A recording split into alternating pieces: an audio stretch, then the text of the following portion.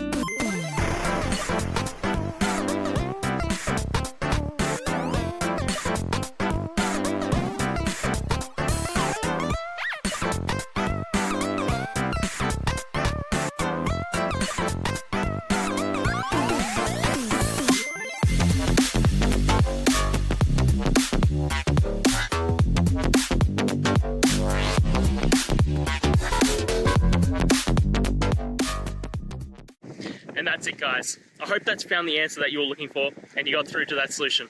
If you did, please hit the subscribe button. I'd really appreciate it. And until the next time you have a technical issue, I'll see ya. Have a good one.